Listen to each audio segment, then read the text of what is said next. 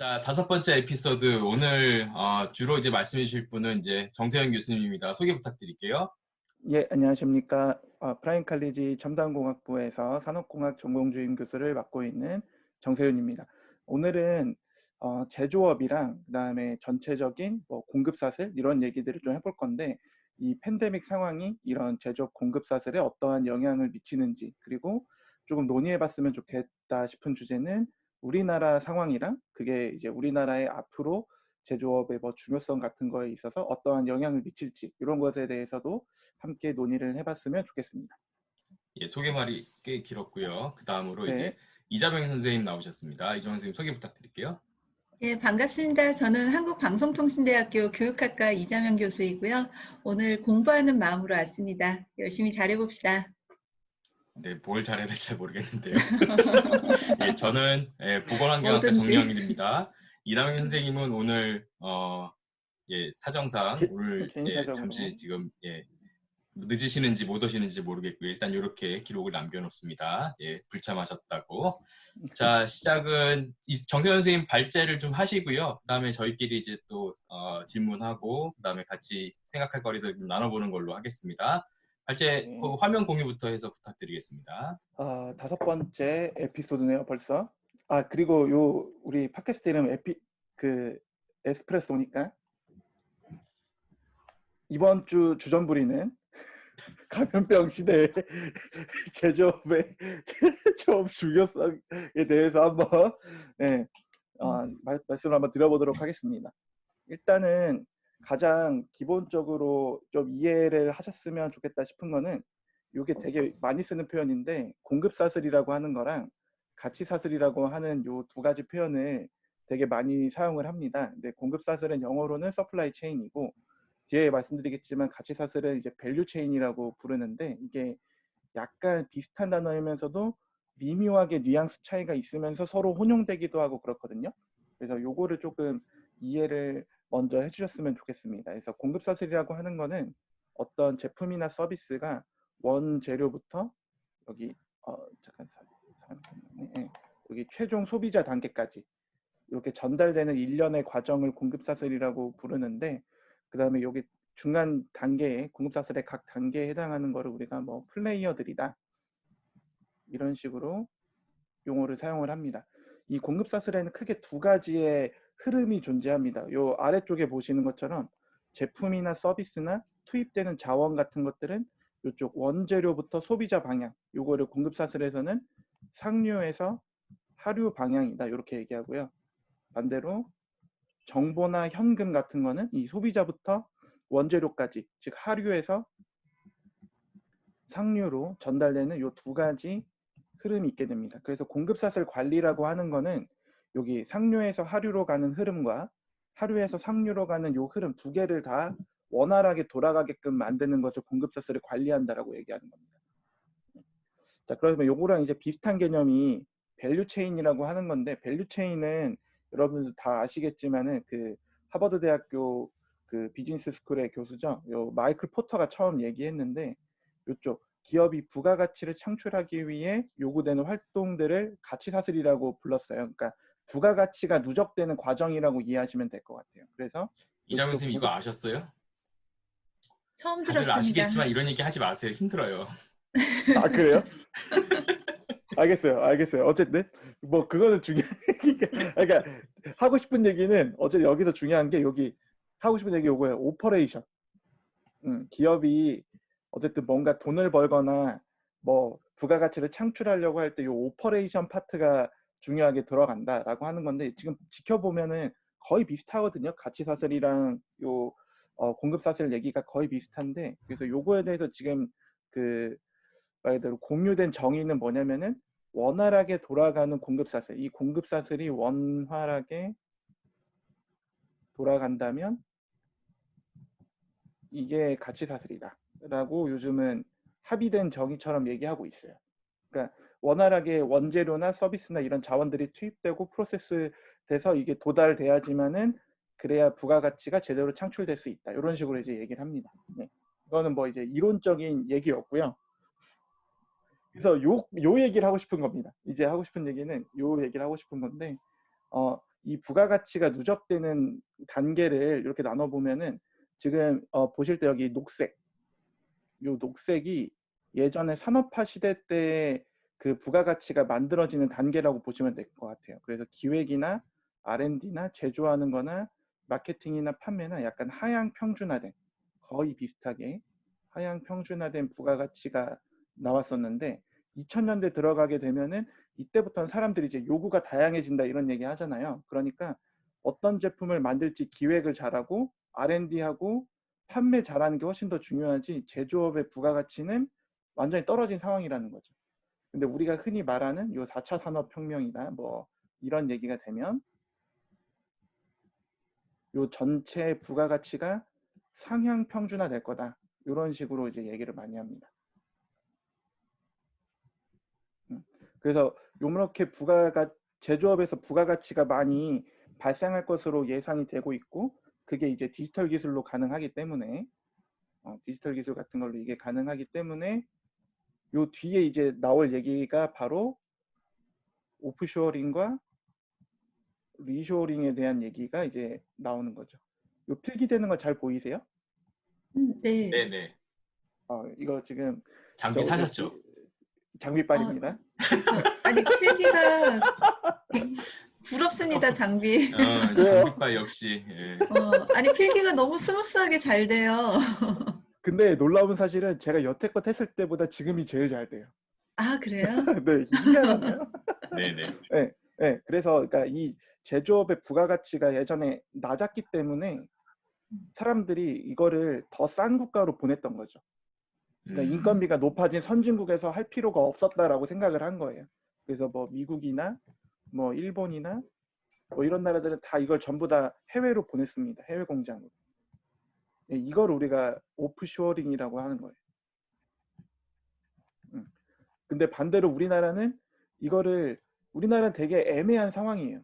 굉장히 애매한 상황입니다. 이 4차 산업혁명 한다고 하고서 그러니까 2010년 이후로 요 미국, 일본 이런 나라들은 다시 다 들여오고 있거든요. 이제 리쇼어링을 하고 있어요.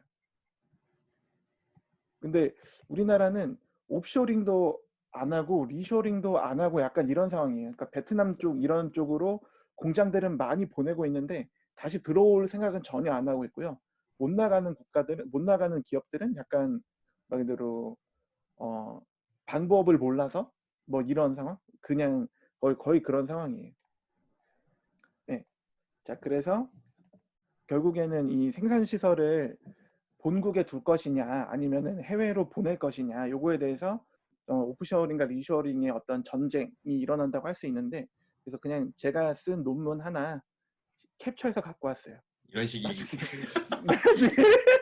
나중에 기회 되면 한번 어디 뭐 한번 경고 하나 날려야 되겠는데 경고. 자세한 내용 자세한 내용 나중에 기회 되면 한번 전해드리고 싶고요. 아니 없어요. 그래서, 기회는 따로 찍어요. 알겠어요. 그러니까 나중에. 예. 그래서 이거 두 가지의 헤게모니 전쟁이 일어나고 있다라고 보시면 됩니다. 그러니까 앞에 말씀드렸던 것처럼 이 부가가치가 낮을 때는 다 해외로 보내가지고 싼 데서 만들자고 하다가 이 해외에서 만들다 보니까 뭐가 일어나게 되냐면은 말 그대로 기술 유출도 일어나고요. 그다음에 확대가 되네요. 전혀 몰랐던 상황인데 잠시만요. 네. 기술 유출도 일어나기도 하고 가끔 그다음에 또 뭐가 일어나게 되냐면은 이번 같은 상황, 그러니까 적극적인 대응이 필요할 때 이 대응이 어려운 상황이 계속 발생을 하는 거예요. 말 그대로 주문을 해서 거기서 만들어서 갖고 오는데 시간이 걸리다 보니까 적극적인 대응이 안 되는 이런 상황들이 계속 발생을 한 거죠. 그래서 이제 질문이 있어요, 선생님. 네, 말씀하시죠. 이 오프쉐어링이나 리쉐어링이 시점적으로는 이게 4차 산업혁명에 맞춰서 비슷한 시점에 나타난 거로 시점이 비슷한 점은 이해가 됐어요. 예, 맞습니다. 근데 이 4차 산업혁명이 이 리셔링에 직접적으로 영향이라고 얘기할 수 있나요? 4차 산업혁명의 리쇼어링의 직접적인 영향이다. 두 가지 측면에서 설명이 가능해요. 일단은 4차 산업혁명이 되면은 제일 많이 얘기하는 게 말 그대로 지능화와 유연화라는 키워드 두 개를 뽑거든요. 예. 예.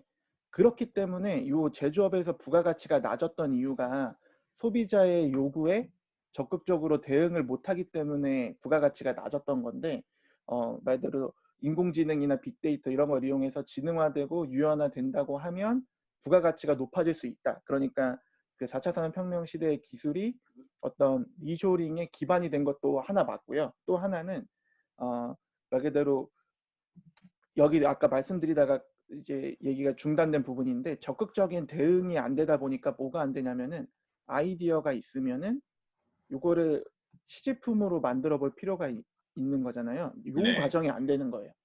음. 예, 아이디어를 구현해 볼 수 있는 가능성이 사라지다 보니까 그러면은 생산 시설이 있어야 아이디어가 상업화될 수 있겠구나라는 필요성을 느끼게 된 거죠, 점점 더.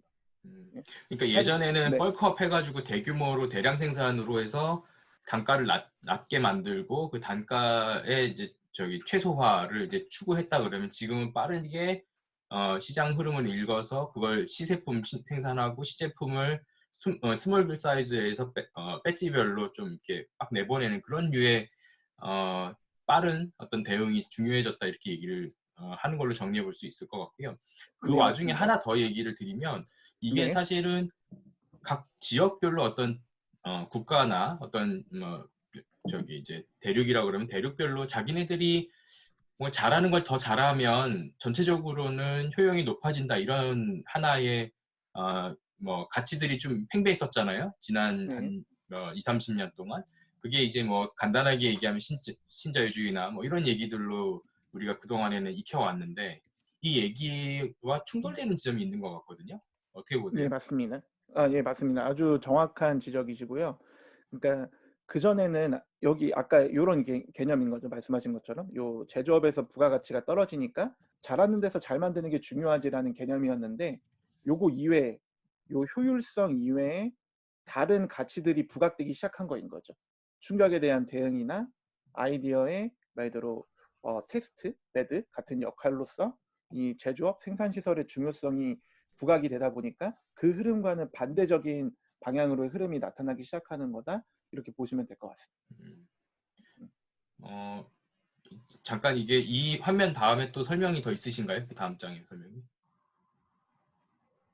아, 이제 요거예요. 예, 이제 예, 바로 여기로 예. 갈 거예요. 예. 그러면 요 아까 설명 그 슬라이드에서 그러면 두 번째 질문이에요. 그러니까 신자유주의 이후에 어떤 게 대안일 거냐 하는 얘기들은 네, 그동안에 논의들이 시작이 되고 있었고 사실은 네, 계속 이 팬데믹 상황이 오기 전에도 그 다음에 양상들은 현재와 다를 것이다라고 얘기를 했었는데 그러면 이게 네.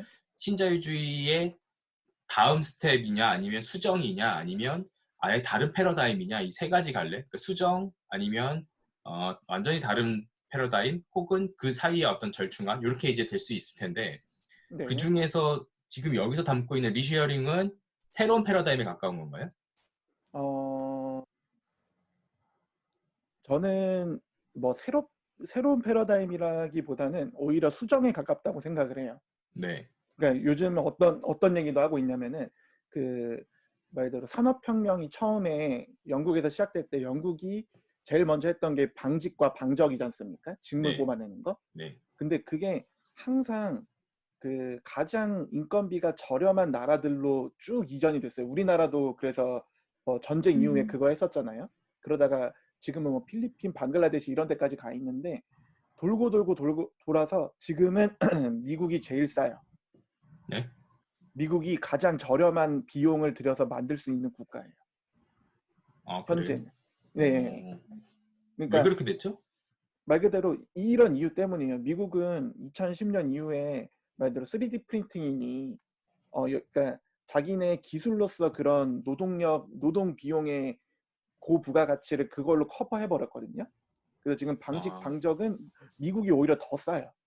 그러면 그러니까 정리하자면 네, 기술이 인력을 대체하는 거잖아요. 방금 얘기하신 부분은. 뭐 그렇게 볼 수도 있죠. 예, 그러면 결국은 그때 패러다임은 여전히 유효한 거네요. 그러니까 최소한의 코스트로 최대한의 아웃풋을 내고자 하는 그 패러다임은 여전히 유효한 거고, 예, 다만 근, 그게 근데 지역에서의 네, 분리가 아니라 기술로 커버되면서 더 기술이 리드하는 그런 방식으로 바뀌고 있다. 이렇게 얘기를 할 수 있겠네요.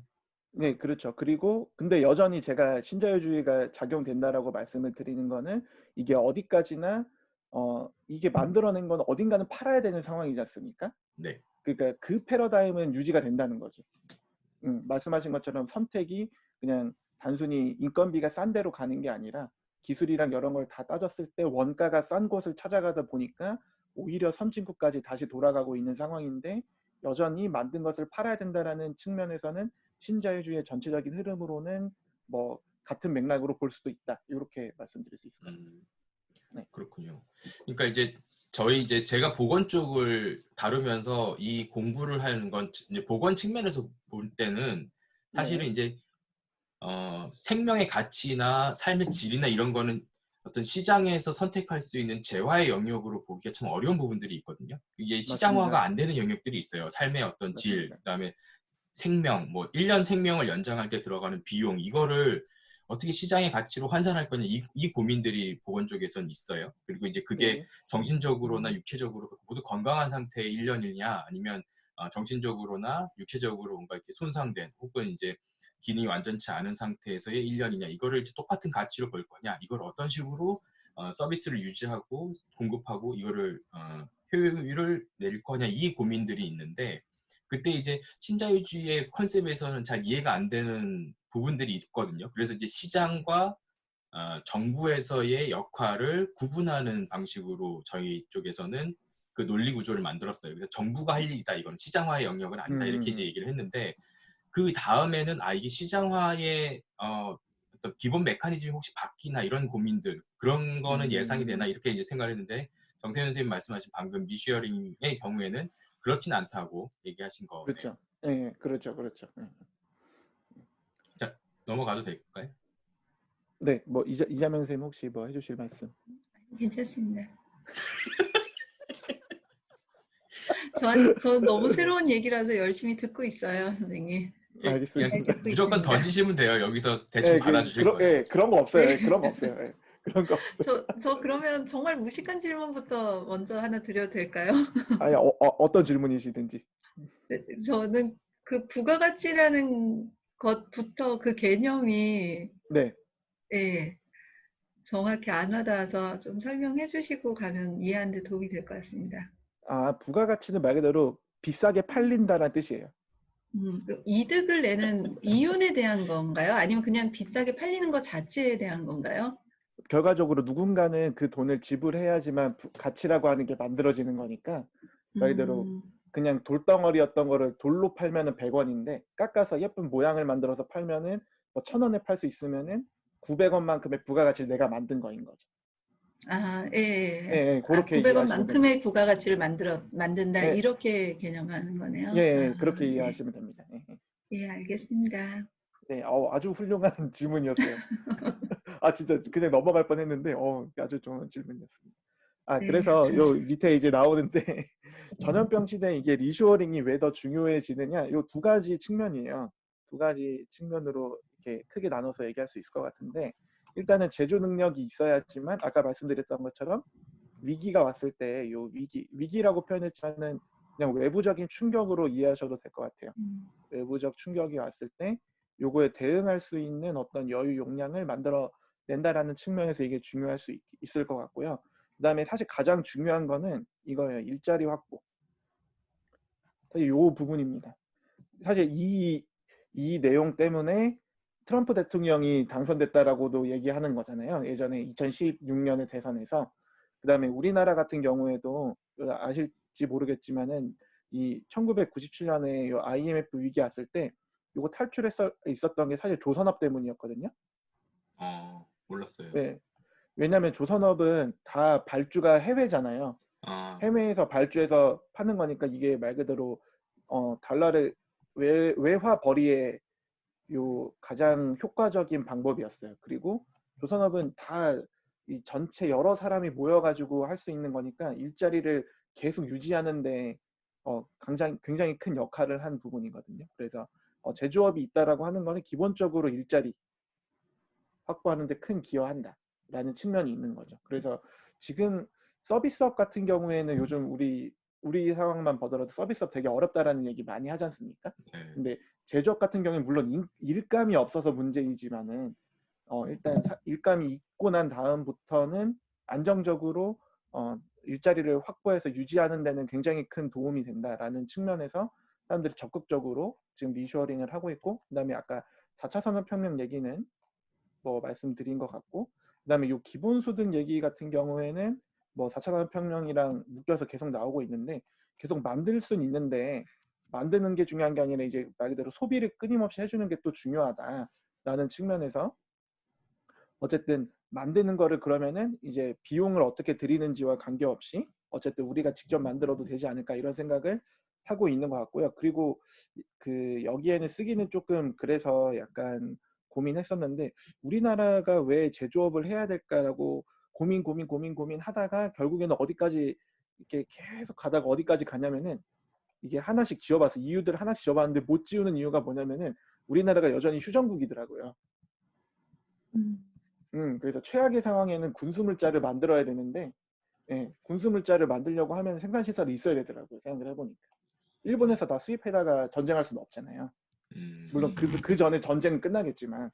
그래서 근데 어쨌든 이런 최악의 위기 상황에 대응하기 위해서라도 생산시설은 필요하다라는 생각들을 제조업 선진국들이 해서 적극적으로 이제 추진을 하고 있는 것 같아요. 그래서 그 어제자 이게 보니까 4월 14일자로 나온 AU가 호주입니다. 호주 매니팩처링닷컴 여기서 한 건데, 뭐 팬데믹으로 인해서 리쇼링의 밸류, 그다음에 코어퍼레이션의 밸류, 이런 것들이 점점 더 보여주고 있다. 이게 더 가치가 있다. 위기가 오니까 이게 필요하다. 리쇼링이랑 그 기업들 사이의 협력이 왜 중요한지가 점점 더 드러나고 있다라고 하는 거고, 그다음에 지금 호스트가 일어나셨나 예. 연락 주셨나 봅니다. 그다음에 예. 그다음에 이제 어드밴스 자아가 있으신 분이 매니팩처링. 일어나셨죠, 이제. 어드밴스 매니팩처링에서 한 얘기가 말 그대로 리쇼링과 그다음에 서플라이 체인 그 리커버를 위해서 이제 적극적인 지원을 하겠다. 그러니까 그만큼 이 선진국들이 말 그대로 리쇼링을 해가지고 이 제조 시설을 갖추고 있고, 자국 내에서 서플라이 체인을 정확하게 구축하는 게 그만큼 중요해졌다라고 하는 가치를 인정해가고 있다. 이렇게 보시면 될 것 같습니다. 근데 잠깐 그 부분에서 좀 이해가 안 되는 게요. 예, 질문하십시오. 어쨌든 이 리쇼링의 결정의 주체는 기업이잖아요. 예, 그렇죠.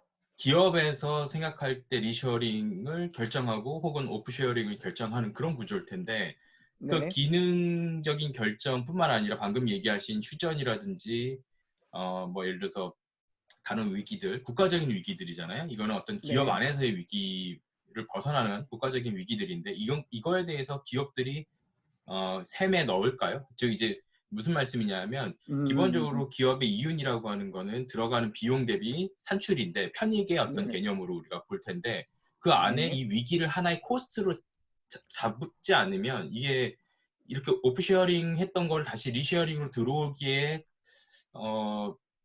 셈이, 그러니까 어떤 보정이 있지 않은 이상은 이 셈이 바뀔 것 같지 않거든요. 그리고 아까 얘기하신 예. 뭐 국가적인 위기를 탈출하기 위한 일자리 확보나 4차 산업혁명이나 기본소득 같이 거대 흐름들은 사실은 기업에서의 담당할 몫은 아닌 거 아닐까요? 예, 아주 좋은 예. 질문입니다. 예. 그래서 사실은 이 오프쇼링을 했던 이유들은 뭐 말 그대로 이거는 뭐 어떻게 보면 자본의 논리인 거죠. 네. 자본의 논리로 했던 건데, 지금 보면은 말씀하신 것처럼 리쇼링은 약간 거대 논리 아니면은 국가의 논리 이런 식으로 얘기가 되지 않습니까? 네. 그래서 지금 하는 얘기들이 리쇼링과 서플라이 체인 리커버를 서포트해 주겠다. 이거의 가치가 확인이 되고 있다는 얘기잖아요. 그래서 요 리쇼링을 하면서 뭐가 같이 되냐면은 예를 들어 법인세 인하, 이런 정책들이 같이 가고 있는 거예요. 그래서 지금 보면은 우리나라 법인세보다 미국이나 이런 법인세가 훨씬 낮거든요. 네. 그렇게 유지하려고 하는 이유가 적극적으로 들어와라. 너네가 우리나라 안에서 생산하는 거를 더 많이 쳐주겠다. 이런 식으로 얘기하고 있는 거죠. 요것과 그러니까 이제 그만큼 네. 비용적인 부분에서 세이브할 수 감해주면 있는 유인을 주는 거죠. 예, 네, 맞습니다. 그렇죠. 그러면 들어올 네. 것이다. 그거는 이제 정책 수단이고요. 제가 말씀드린 부분은 이 정책 수단은 국가에서 앞으로의 어떤 방향과 비전을 제시해서 그거에 대해서 선택할 수 있는 옵션들일 거고 예. 그거를 넘어서서 기업 단위에서 제가 지금 들리는 거는 기업 단위에서의 의사결정에 이 유인책은 물론 하나의 요인일 것 같고 적절하게 저는 이해를 했는데 그게 네네네.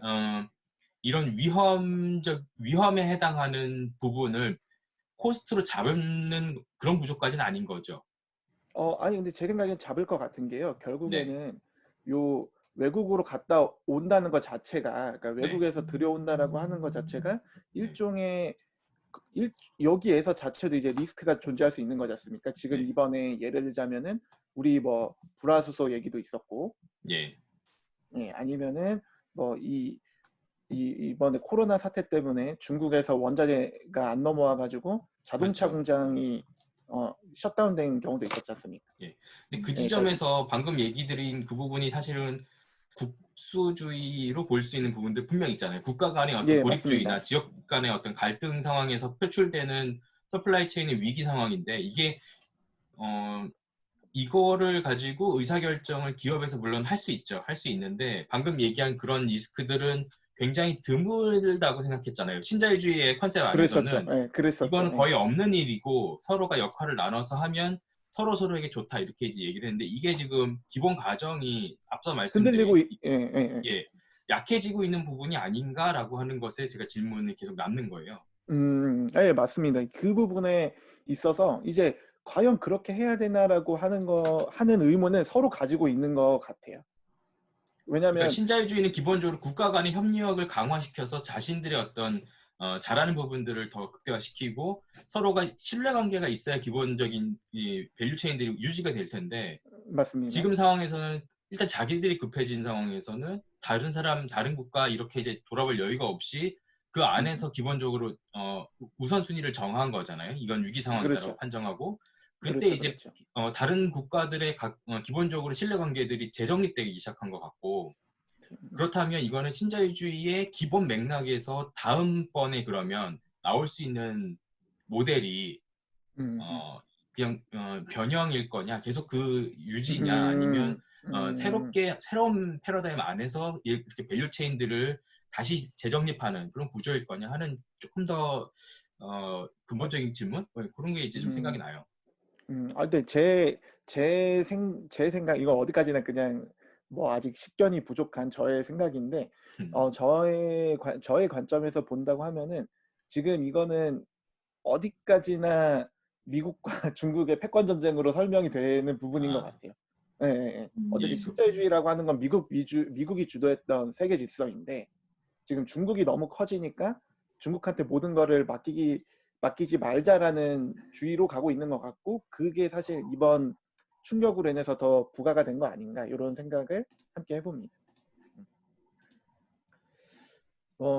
그 다음에 예, 뭐 얘기하는 거는 뭐 이것도 이제 그 캠브리지 대학 경제학과에서 이렇게 만들어서 얘기하는 건데 이런 얘기들이에요. 지금 앞에서 한 거랑 거의 비슷한데 이런 공급 사슬이 파괴가 됐을 때 뭐 그 원인은 여러 가지가 있다는 거죠. 그 물류를 싣고 가다가 교통사고 날 수도 있고 아예 네, 주문이 잘못 들어가 가지고 그 수요와 공급이 매치가 안 될 수도 있고 네, 천재지변 같은 걸로 공급이 실패가 일어날 수도 있는데 이거 대응하는 게 멀티 소싱을 한다라고 하는 거는 말대로 공급원을 다변화시킨다는 얘기입니다. 이렇게 네, 멀티 소싱을 할 수도 있고 아니면은 다 자기네 안으로 들어오게 할 수도 있다라고 하는 거죠.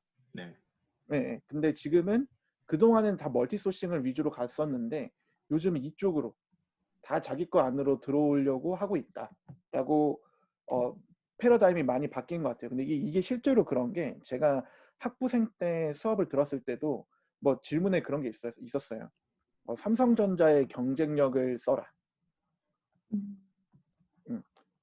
근데 저는 이때부터도 생각했던 게 뭐였냐면은 삼성은 자기 스마트폰 만들 때 모든 부품을 자체 수급이 가능하거든요. 음, 예, 저는 이게 최고의 장점이라고 생각을 했었어요. 근데 당시에 저한테 이 생산 관리를 가르쳐 주시던 교수님은 그거를 장점으로 생각을 안 하더라고요. 음, 그러니까 그때는 뭐였냐면 어디까지나 효율성이었어요. 그때는 아예 삼성이 효율성이 더 높다라고 하는 거에 있어서 강점이라고 계속 얘기를 했었는데 저는 이 부분이 훨씬 더 장점이라고 생각을 했었는데 요즘 이게 좀 부각이 더 되는 것 같아요. 상대적으로. 그러니까 지도 교수님을 뛰어넘는.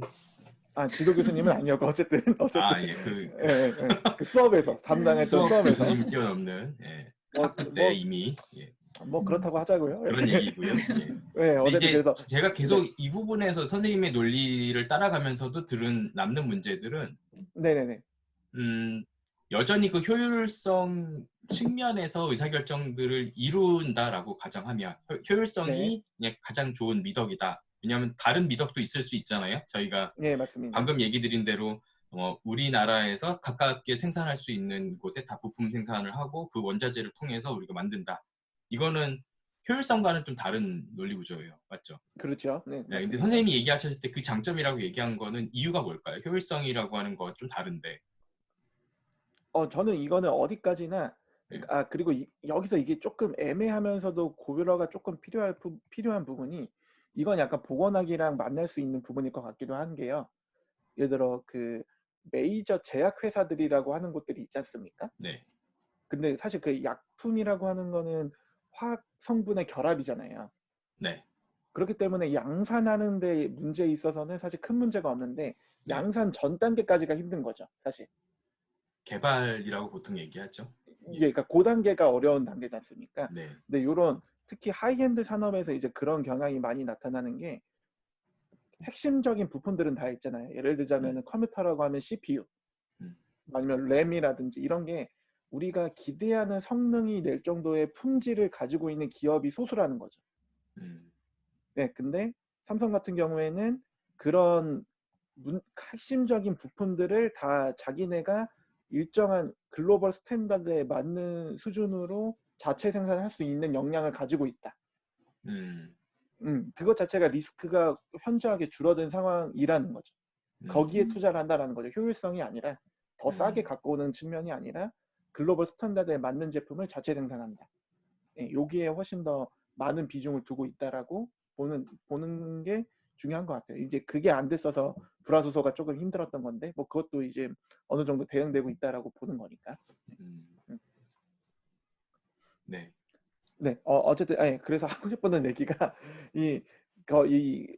캠브리지 대학에서 한 얘기는 뭐냐면은 이 팬데믹으로 인해서 사람들이 이제 뭘 알게 됐냐, 결국에 산업에 공급사슬을 투자한다라고 하는 거는 나중에 들어온 사람들이 무임승차하는 문제가 계속 야기가 된 거였고, 그게 전체적인 이윤이 감소하게 되면은 요 무임승차 문제로 인해서 투자가 줄어드는 경향이 더 가속화된다라고 하는 게 일정한 그 흐름이었는데, 이 코비드19 요 영향으로 인해서 생산이 차질되고 물류가 장애되고 그다음에 유동성 경색이 나타나게 되니까 전체적인 공급 사슬의 투자에 대해 중요성이 점점 더 말 그대로 글로벌리 투자하는 거에 대해서 사람들이 꺼리게 되고 자사의 공급 사슬을 견고화하는 쪽, 아까 위에서 말씀드린 것 쪽으로는 수직적 통합을 강화하는 쪽으로 이제 기업들이 대응할 가능성이 있다. 이런 식으로 이제 얘기를 하더라고요. 네. 근데 그거에 대해서 저도 뭐 큰 맥락에서는 거의 동의하는 편입니다. 근데 이게 꼭 그 코비드19의 영향으로만 설명할 수 없는 부분들이 앞서 기술의 네네네. 발전 뭐 이런 부분도 사실은 있었기 때문에 코비드19가 이게 촉발한 상황이라기보다는 코비드19를 통해서 이게 더 가속화됐다라고 얘기하는 그죠. 게 부각이 훨씬 더 된 거죠.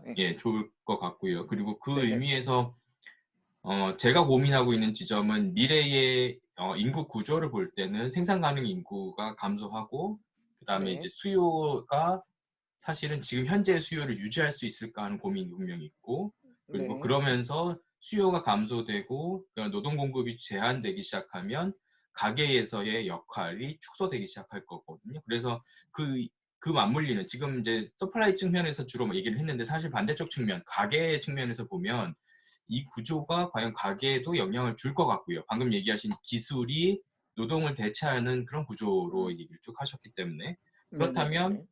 그 내부에서의 앞으로의 어떤 식으로 밸런스를 맞춰야 되는지 가계 쪽 측면, 수요와 공급에서의 측면이라는 게 새로운 균형을 찾아가는 과정이 필요하지 않을까. 그 과정에서 우리가 코비드19가 촉발시킨 논의들이 있는 것 같아요. 가속화시키는 어떤 현상들이 나타날 거고. 네. 예, 그거에 대해서 지금 논의할 거죠? 네, 논의할 겁니다. 예, 논의할 네. 건데 특히 제 생각에 그 가장 경계라고 해야 되나? 가장 프론티어에 있는 나라가 우리나라 같아요. 제 생각에는. 네. 혹시 아실지 모르겠지만 우리나라가 우리나라에서 그 국가 번호가 82를 쓰잖아요. 빨리 하는. 네. 이 제조업의 GDP 비중이 혹시 아세요? 혹시 우리나라 제조업 GDP 비중? 모르는. 전체 GDP 중에 제조업이 차지하는 퍼센트. 이게 30%거든요. 그러니까 국내 총생산의 30%가 그 제조업인데 30%에 가고 있는 국가는 전 세계에 단 2개밖에 없어요. 하나는 우리나라고 하나 어딜 것 같으세요? 하나 중국입니다. 다른 나라들은 몇 퍼센트대예요? 일본이나 독일 같은 경우가 20에서 25%. 미국 같은 경우는 10%예요. 전 세계 평균은 15%입니다. 제조업 외에 어떤 것들이 GDP를 차지하나요? 예를 들자면 그러니까 제조업은 그냥 말대로 2차 산업이라고 주로 얘기하고요.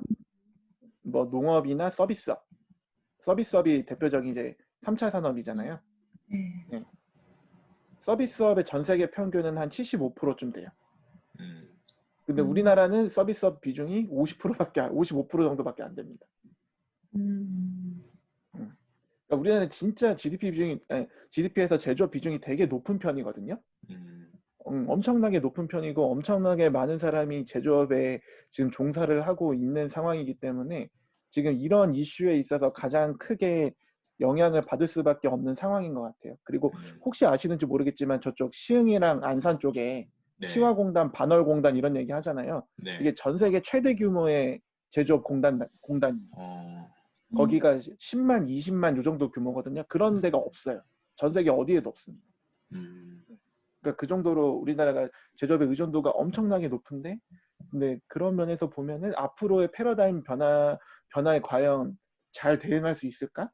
네, 조금 굉장히 좀 진지하게 고민해볼 그 상황까지 와 있는 것 같아요. 그런 면에서 보면. 자, 진지하게 고민을 다음번에 해야 될 것 같고요. 시간이 이제 끝나갑니다. 네, 알겠습니다. 네. 그 남은 논의거리들을 빨리 이자명 선생님께 던져서 빨리 답변을 이끌어내시죠.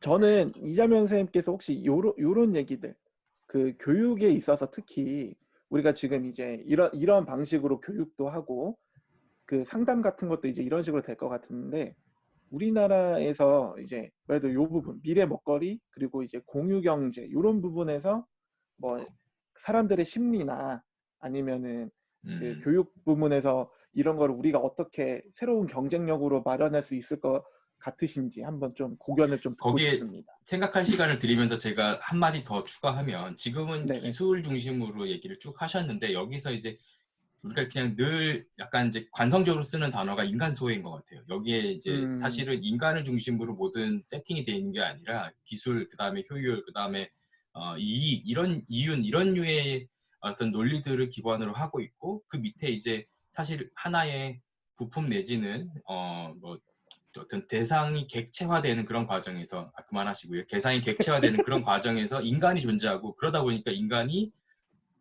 뭔가 허탈하고 뭔가 이렇게 예전보다는 좀 더 쓸 수 있는 자원이나 뭐 기본적인 어떤 생활의 질은 좋아진 것 같은데, 그러면서도 허탈한 마음을 지울 수 없고, 그러고 나서는 이제 좀 어떤 멘탈 이슈 혹은 이제 다른 사람에게 뭔가 이렇게 과도하게 표출되는 그런 폭력의 문제들, 이런 것들이 좀 내재된 어떤 원인 중에 하나가 아닐까. 인간에서 그 우리가 기대하는 인간성과 인간 앞으로의 어떤 4차 산업혁명과 지금 얘기한 이런 공급 체인에서의 인간의 어떤 부분이 좀 문제가 될 건지, 어떤 부분에 우리가 관심을 좀 가져야 될지, 그런 부분을 이정현 선생님 조금 더 얘기해 주시면 어떨까요? 네. 그러게요. 사실은 저희 분야에서는 아직 이렇게 큰 맥락을 연결시켜서 논의가 많이 이루어지진 않는 것 같아요. 그냥 정말로 개인의 증상에 대해서 관심을 가지고 저희는 좀 연구를 하는 편이라서.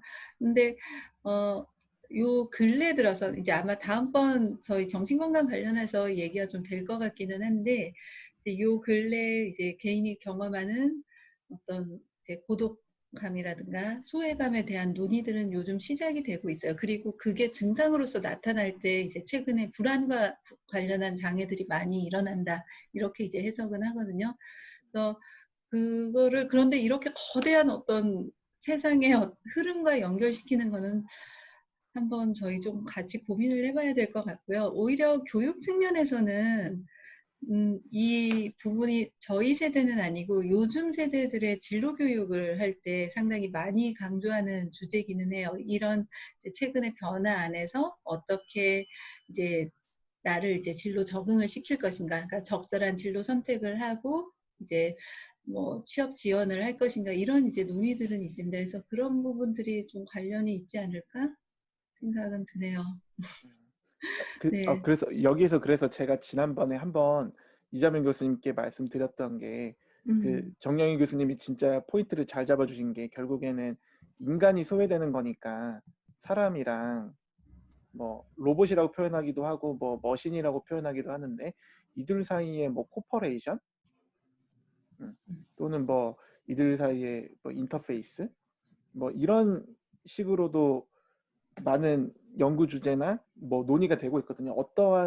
어떠한 경우에 사람이 말 그대로 로봇과 잘 협력을 하는가, 기계랑 잘 협력을 하는가, 인공지능 어떻게 해야 더 잘 받아들일 수 있을까, 뭐 이런 식의 논의들도 있긴 한데 저는 이런 부분에서 충분히 그 심리학이나 교육 같은 영역이 훨씬 더 많이 들어와가지고 그 기능을 할 수 있을 거라고 생각을 해요. 그리고 그 보건 쪽에서도 지금 이런 이슈 되게 중요하지 않습니까? 뭐 원격 진료라든지 이런 거 되게 중요하지 않습니까? 그런 거 할 그렇죠. 때도 요즘에 이제 얼마든지. 코로나19 때 나왔던 얘기가 병원을 못 가니까 이게 일반적인 증상이 아니라 이제 늘상 만성적으로 자기가 약을 타고 이제 진료를 받았던 그런 걸로 병원 가기를 못 하게 되는 상황에서 시범적으로 뭐 일시적으로 이제 원격 진료를 허용하자 뭐 이런 얘기도 있었어요 중간에. 근데 이제 그거에 대해서 두려워서 이게 시작이 되지 않은가 이제 이런 패러다임의 변화에 대해서 좀 두려워하는 그리고 이제 그게 아직 보완이 필요한 부분이 분명히 있기 때문에 거기서 걱정하시는 분들이 분명 있었어요. 그래서 활성화되지 않았는데 얘기하셨던 부분에서 좀 고민이 되는 게 결국은 인간의 삶의 어떤 부분을 차지하면서 얘기할 수 있는 그런 부분 고민이 더 필요할 것 같고요. 그러니까 그래서 전에 이자명 쌤께 그래서 그 주제로 한번 그 학회 때 발표를 드리면 어떻겠냐라고 말씀을 드렸던 거예요. 예. 그런 맥락에서. 아, 네네. 되게 사실은 저희 분야 사람들 되게 문송한 사람들이 많아요. 그래서 기본적으로 이런 어떤 기술이나 기술의 변화에 대한 두려움이 좀 있는 것 같아요. 그리고 사실은 저항감도 좀 있어요. 물론 이제 제가 다 대변하는 건 아니고 저의 이제 좀 개인적인 느낌 내지는 생각인데 그래서 잘 모르기 때문에 굉장히 불안하고 두렵고 왠지 그동안 우리가 강조했던 인간 대 인간의 접촉을 방해할 것 같다라는 이제 좀 어려운 느낌들이 있거든요. 그래서 그 부분들이 좀 해결할 수 있는 아이디어를 좀 제시해 주실 수 있지 않을까 그때 그 강의 제안해 주실 때 그래서 이제 굉장히 감사하게 생각을 했었고요. 그냥 갑자기 생각이 나서 이게 선생님 말씀하신 부가가치랑 얼마나 연결이 될지 모르겠는데 그러니까 저처럼 잘 모르는 사람의 입장에서는 그러니까 정말 단순하게 얘기해서 이렇게 그게 뭐 AI로 대표될 수도 있을 텐데 이런 것들이 들어와서 결국은 인간이 활동할 수 있는 여러 가지 것들을 이제 차지해버릴 것 같다라는 이제 두려움들이 있어요. 그리고 실제로 그것을 표현하는 작품들이 좀 있는 것 같아요. 그래서 그 작품들을 읽어봤을 때 과연 그러니까 연구자들의 논의랑 일반인들이 생각하는 어떤 두려움 사이에 이제 연결고리가 좀 약한 것 같다라는 생각이 들어서 뭐 정세현 선생님이 되게 좋은 강의를 많이 해주셔야 되지 않을까 싶습니다. 개인적으로 네이버 웹툰의 그 꿈의 기업이라는 걸 꼭 추천드립니다. 꿈의 기업이요? 꿈의 기업. 네. 아직 네, 연재 중이긴 한데 네. 딱 요 지금 우리가 논의한 그 상황에 대해서 너무나 이렇게 적나라하게 많이 이제 드러내는 것 같아요. 네, 조만간 저는 쓸모없는 인간이 되지 않을까 이런 두려움에 시달려요. 네. 그 제가 아까 그런 드리려고 두려움이 했던 있으면 얘기는 상담 받으러 오시면 됩니다. 까먹었습니다. 예, 까먹었고요. 알겠습니다. 예, 마이크가 예. 제가 조금 마무리 멘트하면 네. 저기 이게 현재 코로나19로 촉발되거나 아니면 가속화되거나 이런 위기 상황에 의사결정들은 그동안에 우리가 묵어왔던 이슈들을 여기서 한 방에 털고 싶은 그런 욕망들이 표출되는 것 같아요. 그러니까 우리가 문제가 된다, 앞으로 어떤 식으로 바뀌어야 된다, 각자의 솔루션들이 다 다를 텐데 그 솔루션들이 지금 충돌하고 있고 그 솔루션들끼리 경쟁하고 있는 구조 같아요.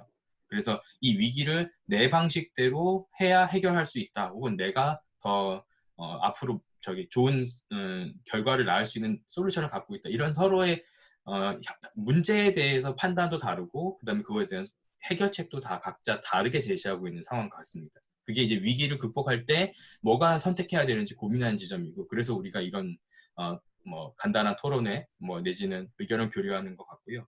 한 가지 더 여기서 제시드리고 싶은 부분은 앞으로 10년, 20년 후에 우리나라의 인구 구조에 대한 부분을 한 번은 생각해 보면 좋겠어요.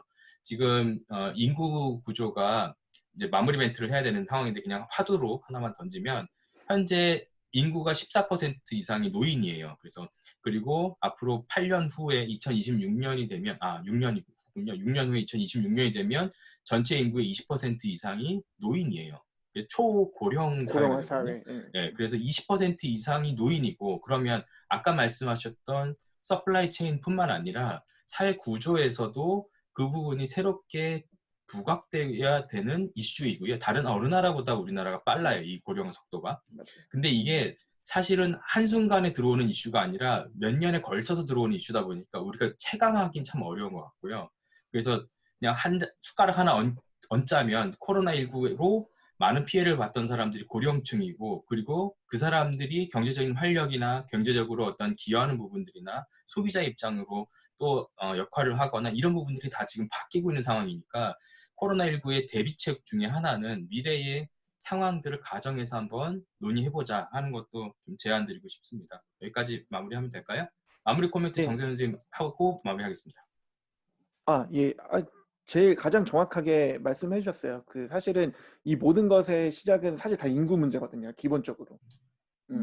다 인구 문제거든요. 인구가 많아서 노동비가 싸져서 글로 갔던 거고, 그 다음에 거기서 인구가 나이가 들어서 노동비가 비싸지니까 또 싼 데로 찾아가고, 그걸 해결이 안 되니까 기술로 커버하고, 그러니까 인구랑 떼놓고 얘기할 수 없는 부분인데 아주 중요하고 정확한 부분을 짚어주셨고, 우리나라한테도 이제 가장 직접적으로 들어오는 문제라는 거죠. 그런 면에서. 그래서 우리가 진짜 딱 그 모든 거의 프론티어에 있는 것 같아요. 진짜로.